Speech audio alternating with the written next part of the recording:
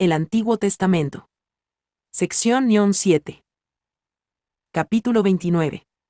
El paciente Job. El padre de Job, gran conductor de pueblos, fue hermano de Phalec, hijo de Heber. Poco antes de su tiempo ocurrió la dispersión de la Torre de Babel. Tuvo 13 hijos, el más joven de los cuales fue Job y vivía en la parte norte del Mar Negro, en una montaña donde de una parte es cálido y de la otra frío y nevado.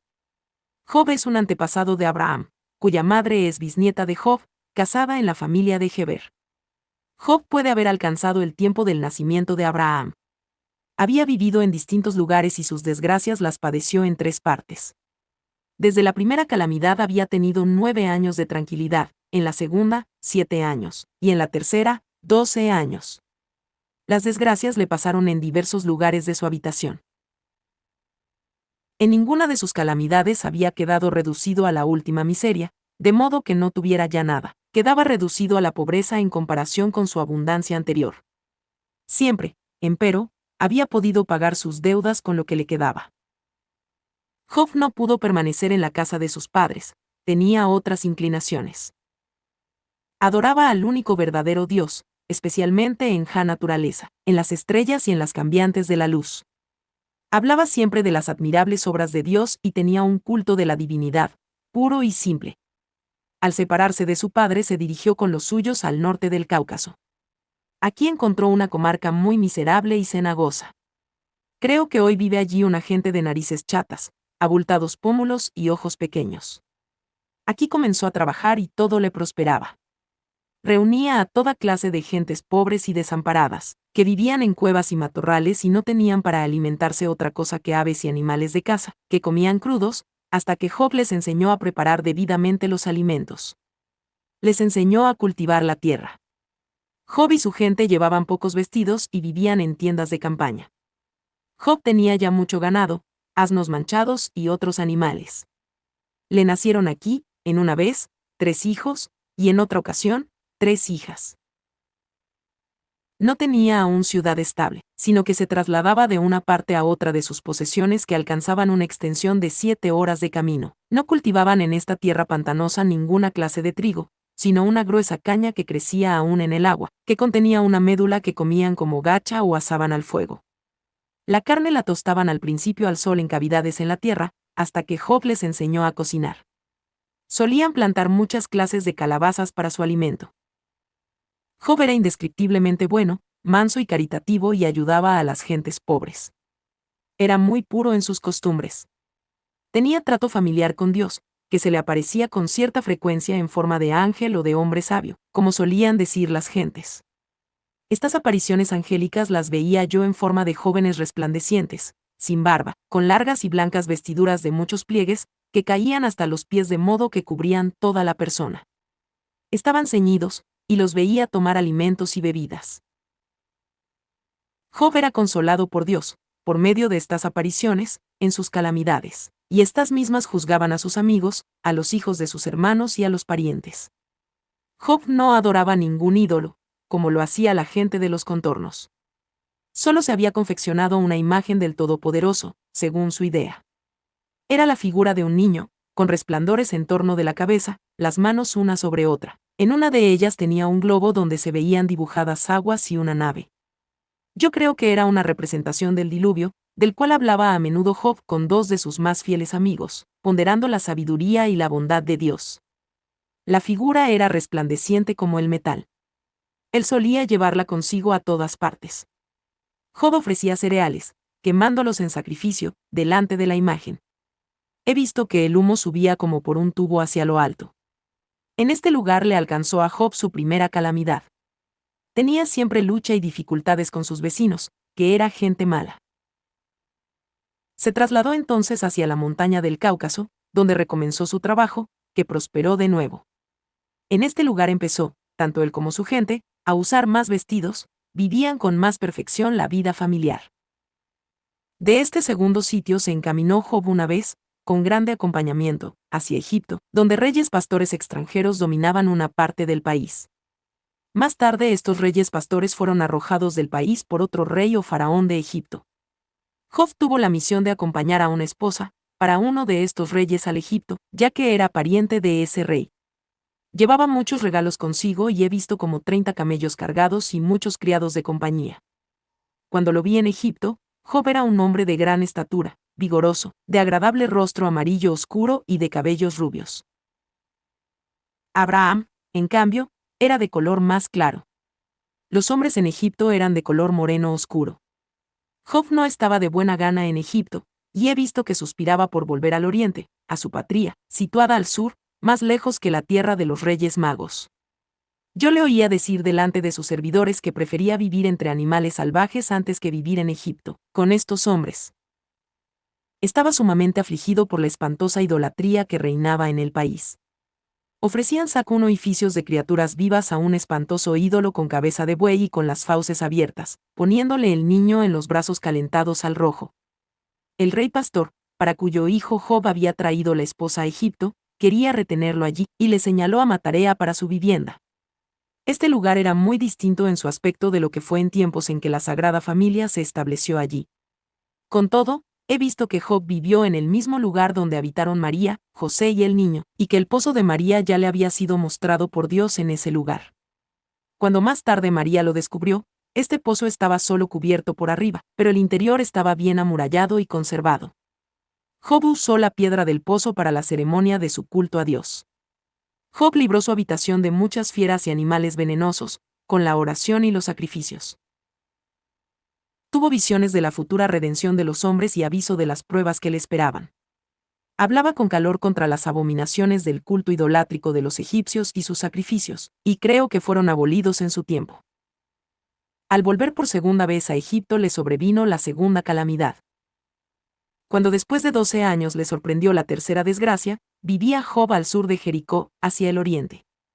Creo que le fue dada a esta región después de la segunda desgracia, porque en todas partes se le quería mucho y se le honraba por su grande justicia, temor de Dios y sabiduría. Comenzó de nuevo a trabajar y a prosperar en una comarca llana. Cerca, en una montaña fructífera, corrían toda clase de animales apreciados, como camellos en estado salvaje, que se cazaban como entre nosotros suele hacerse con los animales de los bosques.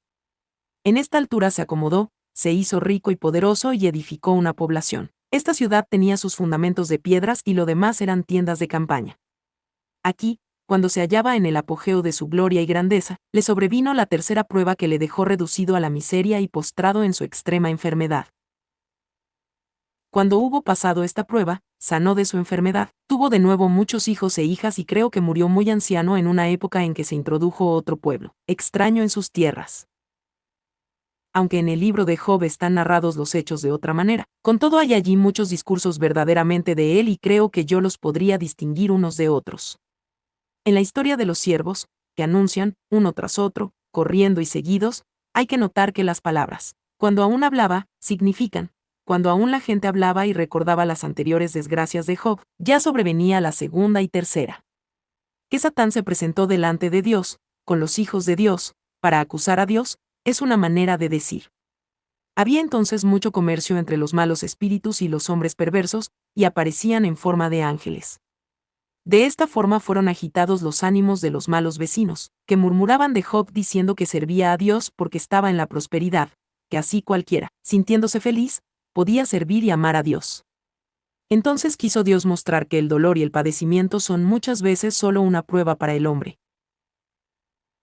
Los amigos de que hablan los libros santos significan los dichos y pareceres de los que le eran favorables y la manera de juzgar los hechos de su prueba. Job aguardaba con ansia al Redentor y es parte del tronco de David, ya que se relacionaba con Abraham, por la madre de este patriarca, que era de su descendencia, como fueron los ascendientes de Ana respecto de María Santísima. La historia de Job y sus conversaciones con Dios fueron escritas por dos de sus fieles servidores, que eran como sus mayordomos, a los cuales les narró él mismo sus vicisitudes y la historia de sus calamidades. Estos dos servidores se llamaban Ay y Yua y Su Oís. Escribían sobre cortezas de árboles. Esta historia se conservó como cosa santa entre sus descendientes y llegó de generación en generación hasta Abraham. En la escuela de Rebeca se narraba esta historia a los cananitas, para enseñarles la resignación en las pruebas que Dios manda en esta vida. Así llegó esta historia, por medio de Jacob y José, a los hijos de Israel en Egipto, y Moisés le dio otra redacción para que sirviera de consuelo a los israelitas, durante su esclavitud en Egipto y en su peregrinación a través del desierto. Antes la historia tenía mayor extensión, había muchas cosas en ella que no hubiesen entendido los israelitas, ni les hubiese servido de nada. Más tarde Salomón le dio nueva redacción, dejó fuera muchas cosas y puso mucho de lo suyo a esta historia. De este modo el primitivo escrito se fue convirtiendo en un libro de edificación, lleno de la sabiduría de Job, de Moisés y de Salomón, pero difícilmente se puede extraer del escrito de hoy la verdadera historia de Job. También en los nombres de personas y lugares hubo cambios. Se hizo a Job habitante de Idumea para acercarlo más a los pobladores de la tierra de Canaán. Capítulo 30. El patriarca Abraham. Abraham y sus descendientes eran de una raza de hombres de gran estatura. Llevaban vida pastoril y no eran, en realidad, de Ur, en Caldea, sino que habían emigrado hasta ese lugar. En aquellos tiempos la gente tenía un modo particular de apropiarse de las tierras, mezcla de justicia y de poder. Llegaban a una comarca desocupada donde había buenos pastos, marcaban los límites de sus posesiones, levantaban piedras en forma de altar y de este modo el terreno designado venía a ser su propiedad. En su juventud le pasó a Abraham algo semejante a lo que le pasó al niño Moisés, su nodriza le salvó la vida. Le había sido predicho al jefe de la tribu que tendría un descendiente que sería un niño maravilloso, el cual, con el andar del tiempo, vendría a ser peligroso para él. El jefe tomó medidas de precaución. La madre de Abraham se mantuvo oculta, y el niño nació en la misma gruta donde había visto que Eva tuvo que ocultar a Set de la ira de los perseguidores. Abraham fue criado aquí secretamente por su nodriza Mara. Esta mujer vivía como sierva pobre en el desierto y tenía su habitación no lejos de la cueva que después, por ella, se llamó Gruta de la Leche, y donde, a su pedido, fue enterrada por Abraham. Abraham era de alta estatura.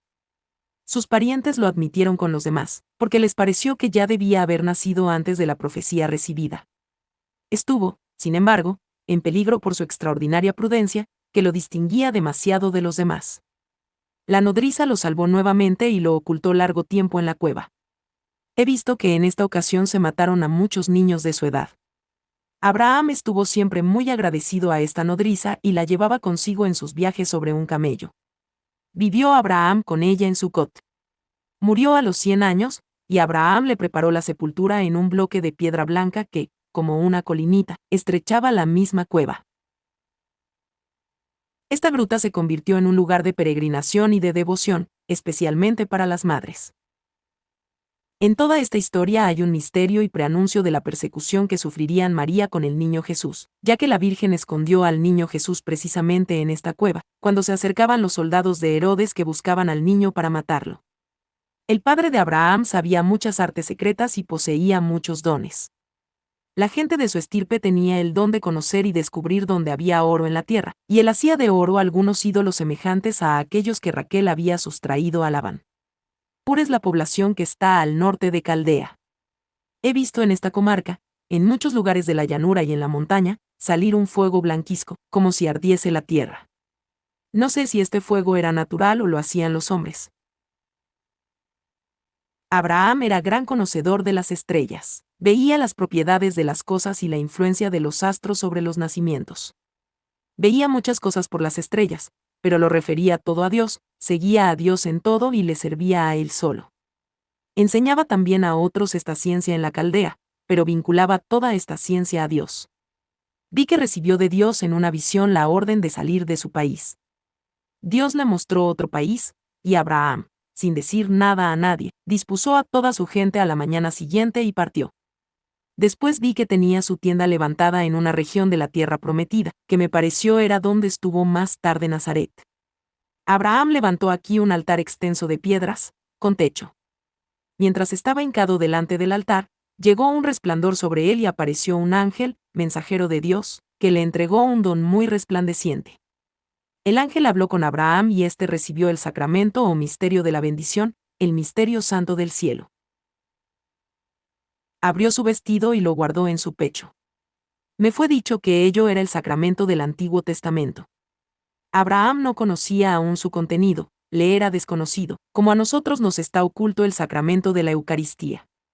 Le fue dado, empero, como misterio y prenda de una descendencia prometida y santificada. El ángel que se le apareció era semejante al que se le apareció a la Virgen María anunciándole la concepción inmaculada del Mesías. Este ángel era manso, quieto en sus modales y no tan veloz ni acelerado como veo a otros ángeles cuando dan sus comunicados. Pienso que Abraham llevaba siempre consigo este misterio sagrado. El ángel habló con Abraham de Melquisedec, que celebraría delante de él un sacrificio, que debía ser completado después de la venida del Mesías y durar eternamente. Abraham tomó luego 5 grandes huesos de una caja y los puso sobre su altar en forma de cruz. Encendió luz delante y ofreció un sacrificio. El fuego brillaba como una estrella, en el medio era blanco y en las puntas, rojo. Más tarde vi a Abraham en Egipto con Sara. Había emigrado por necesidad de sustento, pero también para rescatar un tesoro que, por medio de una parienta de Sara, había sido llevado allí. Esto le había sido revelado y mandado por Dios. El tesoro era un registro de la descendencia de los hijos de Noé, especialmente desde Set hasta ese tiempo. El registro estaba hecho de trozos de oro, en forma de triángulos enhebrados. Una hija de una hermana de la madre de Sara lo había sustraído y llevado a Egipto. Esta había venido a Egipto con los pueblos pastoriles de la raza lateral, algo decaída de la civilización, del patriarca Job. Allí había servido como sirvienta. Había sustraído el tesoro de igual modo que Raquel sustrajo los ídolos de Labán. Este árbol genealógico estaba hecho a manera de platillo de balanza junto con hilos o cordones, formados de trozos triangulares enlazados con otras líneas laterales. Sobre estos trozos de oro estaban grabados, con figuras y letras, los nombres de los patriarcas, desde Noé, especialmente desde Sem, hasta esa fecha. Cuando se soltaban estos cordones, todo el artificio quedaba encerrado en el platillo. Se me ha dicho cuántos ciclos valía este tesoro, pero lo he olvidado. Este árbol genealógico había ido a parar a manos de los sacerdotes de Egipto y del faraón, los cuales por medio de él habían tratado de contar y fijar sus genealogías, pero todo lo hacían falsamente. Cuando más tarde el faraón fue afligido con graves plagas y desgracias, se aconsejó con sus sacerdotes idólatras y entregó a Abraham cuanto éste le había pedido. Cuando Abraham volvió a la tierra prometida, he visto a Lot, con él, en la tienda y a Abraham señalando con la mano toda la extensión. Abraham tenía mucha semejanza en su proceder con los reyes magos, vestidura blanca y larga, de lana, con mangas. Por delante, colgábale un cinturón también blanco, con borlas, y por detrás, una capucha. Sobre la cabeza llevaba una especie de gorra y en el pecho ostentaba un escudo de metal o piedra preciosa en forma de corazón. Llevaba barba larga. Me es imposible expresar cuán bondadoso y generoso era.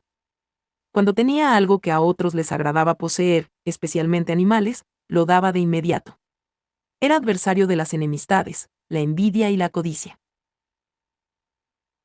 Lot estaba vestido como Abraham, pero no era de tan elegante estatura ni de tan noble porte. Era bueno, aunque algo codicioso. He visto cómo sus criados discutían y reñían, y cómo se apartó de Abraham, pero he visto oscuridad y niebla en torno de él. Sobre Abraham yo veía resplandor.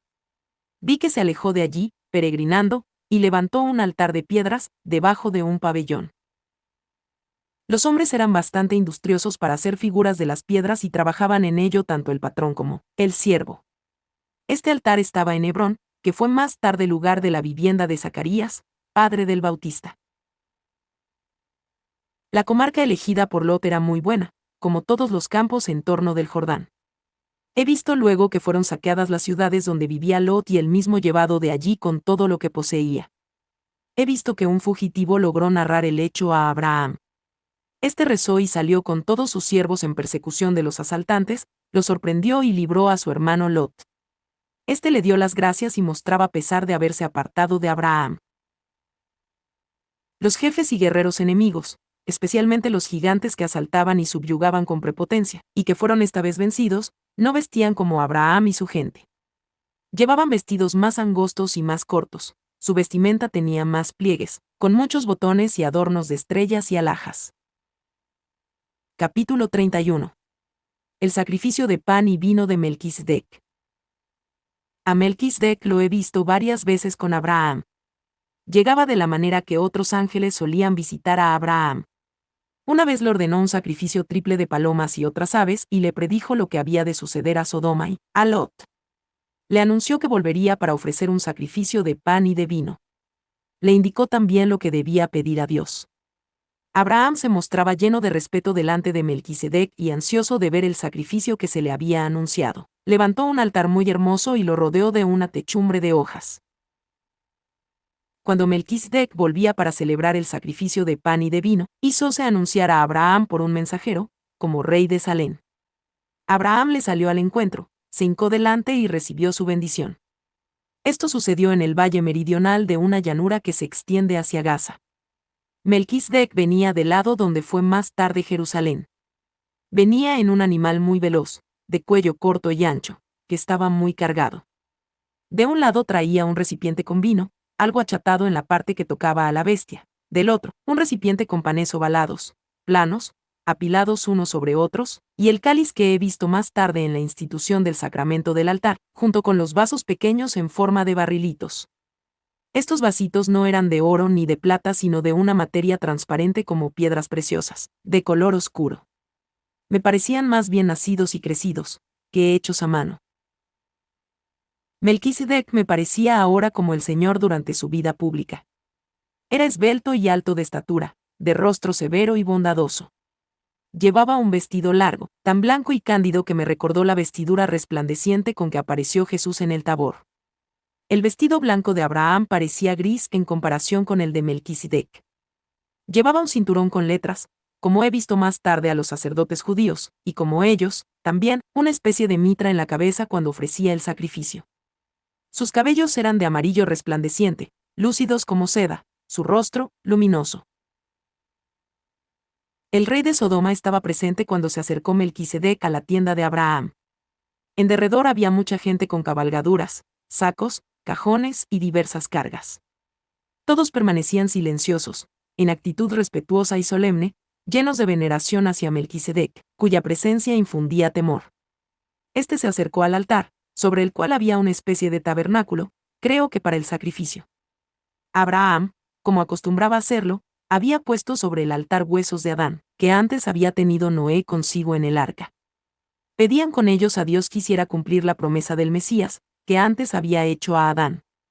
Melquisedec puso sobre el altar un mantel colorado que había traído consigo y luego otro de blancura transparente. Las ceremonias me recordaron el rito de la Santa Misa.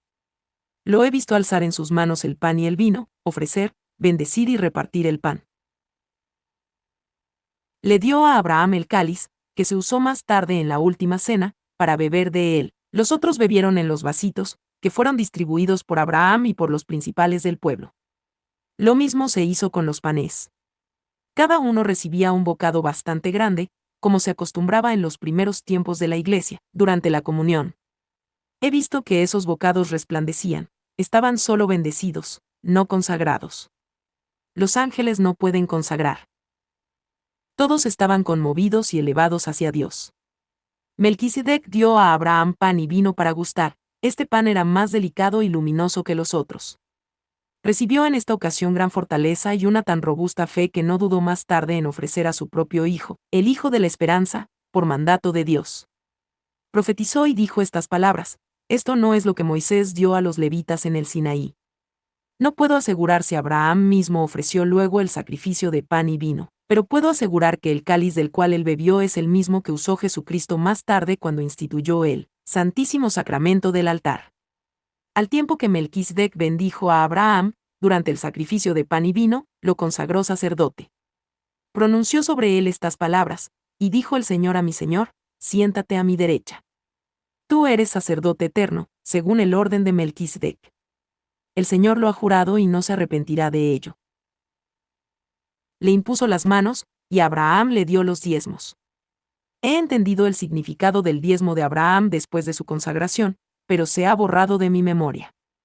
He visto también que David, al escribir esas palabras, tuvo una visión de la consagración de Abraham por Melquisedec y que pronunció las últimas palabras proféticamente. Las palabras, siéntate a mi diestra, tienen una especial significación. Cuando veo en forma de figura la eterna generación del Verbo en el seno del Padre, se me muestra al Hijo saliendo de la derecha del Padre en forma luminosa, rodeada de un triángulo, como se representa el ojo de Dios, En la parte superior se ve al Espíritu Santo. Todo esto es inexplicable para mí. Asimismo he visto a Eva salir del costado derecho de Adán. Los patriarcas tenían la bendición en la parte derecha, y colocaban a sus hijos, cuando les daban la bendición, a su derecha. Jesús recibió la lanzada en el costado derecho.